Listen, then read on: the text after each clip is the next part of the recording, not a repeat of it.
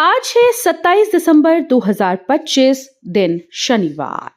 नमस्कार, जय जोहार। चलिए देखते हैं छत्तीसगढ़ की 25 फटाफट बड़ी खबरों को।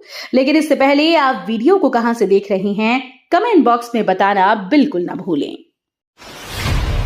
सरकारी भर्ती नियम बदले, डेटा एंट्री 12वीं, ड्राइवर चपरासी के लिए 8वीं जरूरी।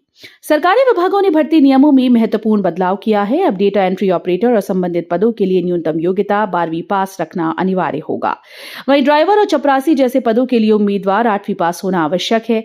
इस बदलाव से भर्ती प्रक्रिया में स्पष्टता बढ़ेगी और योग्य उम्मीदवारों का चयन सुनिश्चित होगा।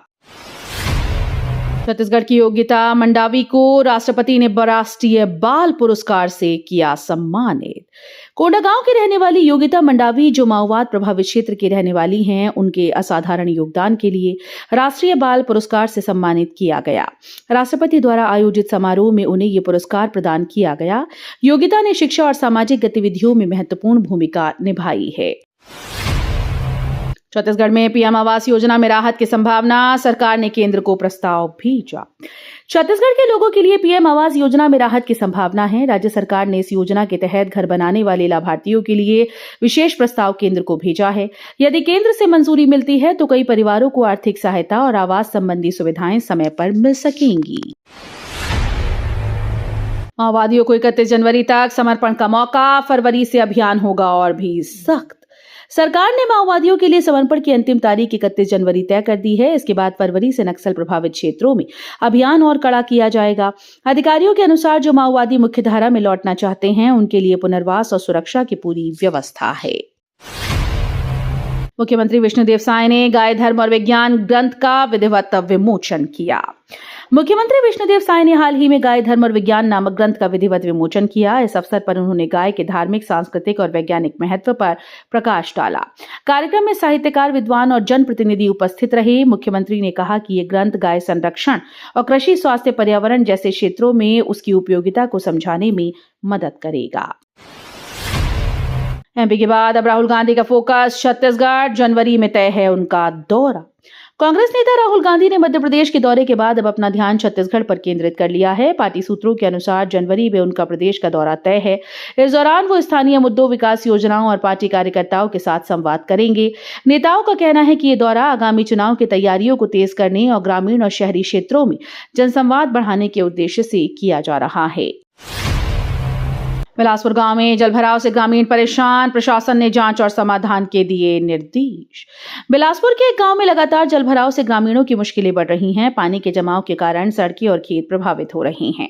ग्रामीणों ने प्रशासन से तत्काल कार्रवाई की मांग की। जिला प्रशासन ने मामले की जांच का आदेश दिया और संबंधित विभागों को जलभराव का समाधान निकालने के निर्देश दिए हैं। छत्तीसगढ़ में कड़ाके की ठंड, कई जिलों में शीतलहर और घने कोहरे का अलर्ट जारी। छत्तीसगढ़ में इस समय कड़ाके की ठंड का प्रकोप जारी है। रायपुर, दुर्ग, बालोद और राजनांदगांव सहित कई जिलों में शीतलहर का अलर्ट है। सुबह शाम ठंड और कोहरे के चलते लोगों को सतर्क रहने की जरूरत है। आईएमडी के अनुसार अगले 3 दिनों में तापमान और गिरावट आएगी। बुजुर्ग, बच्चे और बीमार लोग खास सावधानी बरतें। छत्तीसगढ़ के शहर को मिला नगर पालिका का दर्जा, लोगों में खुशी और उत्साह। छत्तीसगढ़ के एक शहर को नगर पालिका का दर्जा मिलने से स्थानीय लोगों में जबरदस्त उत्साह देखने को मिल रहा है। नगर पालिका बनने के बाद शहर का बजट बढ़ेगा, जिससे सड़क, पानी, बिजली और साफ सफाई जैसी बुनियादी सुविधाओं का तेजी से विकास होगा। स्थानीय नागरिकों का कहना है कि इस फैसले से क्षेत्र में रोजगार के अवसर बढ़ेंगे और प्रशासनिक सुविधाएं मजबूत होंगी। अवैध रेत उत्खनन पर प्रशासन की बड़ी कार्रवाई, 5 ट्रैक्टर ट्रॉली जब्त। जिले में अवैध रेत उत्खनन और परिवहन के खिलाफ प्रशासन ने सख्त कार्रवाई की है। खनिज विभाग और पुलिस की संयुक्त टीम ने छापेमारी कर 5 ट्रैक्टर ट्रॉली जब्त की। ये वाहन बिना अनुमति रेत का उत्खनन और परिवहन कर रहे थे।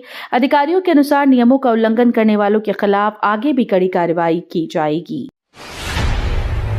भूपेश के बाद सिंहदेव का बयान, मुगल काल में हिंदू सुरक्षित थे, बीजेपी ने किया विरोध। भूपेश बघेल के बाद के बयान के बाद अब कांग्रेस नेता टीएस सिंहदेव ने कहा कि मुगल काल में हिंदू सुरक्षित थे। वहीं कांग्रेस नेता राशिद अल्वी ने दावा किया कि अकबर, जहांगीर और शाहजहां की पत्नियां हिंदू थीं। इन बयानों पर बीजेपी ने तीखी प्रतिक्रिया दी और कांग्रेस नेताओं को सनातन विरोधी बताया। भाजपा का कहना है कि इतिहास को तोड़ मरोड़ कर पेश किया जा रहा है।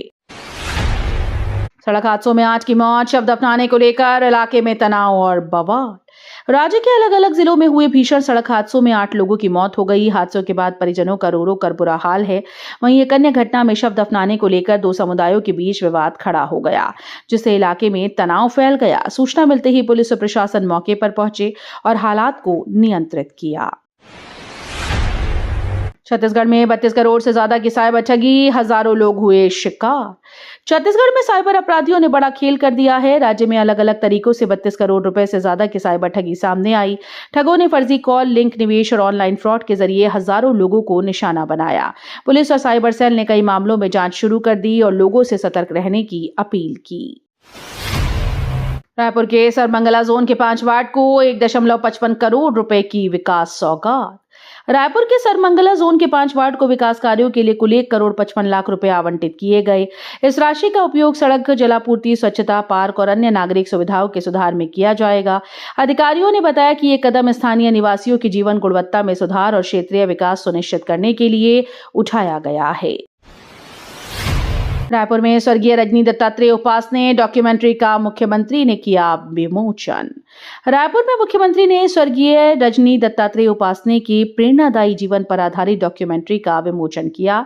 डॉक्यूमेंट्री में उनके सामाजिक योगदान, संघर्ष और जीवन मूल्यों को दर्शाया गया। कार्यक्रम में अधिकारियों, नागरिकों और सामाजिक संगठनों ने भी भाग लिया। उप मुख्यमंत्री विजय शर्मा बोले, बोरला क्षेत्र की बेटियां देश का नाम रोशन कर रही हैं। रायपुर में उप मुख्यमंत्री विजय शर्मा ने कहा कि वनांचल क्षेत्र के बोरला समुदाय की बेटियां विभिन्न क्षेत्रों में उत्कृष्ट प्रदर्शन कर देश का नाम रोशन कर रही हैं। उन्होंने इस उपलब्धि को महिला सशक्तिकरण और समाज में सकारात्मक बदलाव का प्रतीक बताया।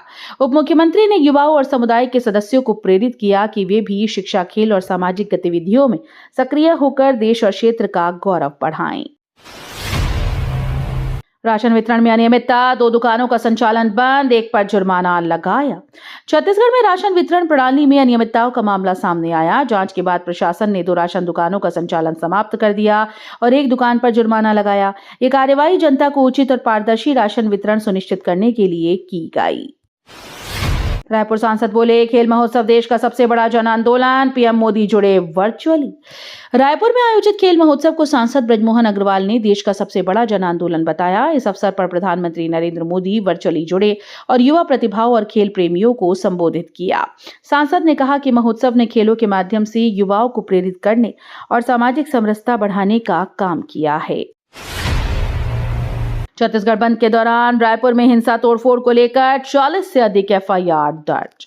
रायपुर में छत्तीसगढ़ बंद के दौरान हालात तनावपूर्ण रहे। बंद समर्थकों और अराजक तत्वों की वजह से कई जगह हिंसा और तोड़फोड़ हुई। पुलिस ने तुरंत कार्रवाई करते हुए 40 से अधिक लोगों के खिलाफ एफआईआर दर्ज की। प्रशासन ने प्रभावित इलाकों में सुरक्षा बल तैनात किए और स्थिति को नियंत्रित करने के प्रयास तेज कर दिए। छत्तीसगढ़ शराब घोटाले में ईडी ने 29,800 पन्नों की चार्जशीट में 82 आरोपियों को शामिल किया। छत्तीसगढ़ के बड़ी शराब घोटाले में प्रवर्तन निदेशालय ने अंतिम चालान पेश कर दिया है। इस चार्जशीट में कुल 29,800 पन्ने हैं और 82 आरोपी शामिल। ईडी का कहना है कि जांच में व्यापक साक्ष्य और दस्तावेज इकट्ठा किए गए। आरोपियों पर कर व टैक्स चोरी, भ्रष्टाचार और अन्य वित्तीय अनियमितताओं का मामला दर्ज किया गया। क्रिसमस जश्न में तोड़फोड़, दिल्ली, मध्य प्रदेश और छत्तीसगढ़ में माहौल बिगाड़ने की कोशिश। क्रिसमस के जश्न के दौरान दिल्ली, मध्य प्रदेश और छत्तीसगढ़ में कुछ स्थानों पर माहौल बिगाड़ने की घटनाएं सामने आईं। शांति और उत्सव के बीच कुछ तत्वों ने तोड़फोड़ की कोशिश की। पुलिस ने तत्काल कार्रवाई करते हुए स्थिति पर काबू पाया। प्रशासन और स्थानीय लोगों ने सुरक्षा बढ़ाई और जश्न को सुरक्षित बनाने के निर्देश दिए। शिक्षक और संस्था प्रमुख विवाद में उलझे, एक शिक्षक ने आत्महत्या की चेतावनी दी। शैक्षणिक संस्था में शिक्षक और संस्था प्रमुख के बीच विवाद गंभीर रूप ले रहा है। तनाव के चलते एक शिक्षक ने कथित रूप से आत्महत्या का अल्टीमेटम दिया। इस घटना ने संस्थान के कर्मचारियों और छात्रों में चिंता पैदा कर दी।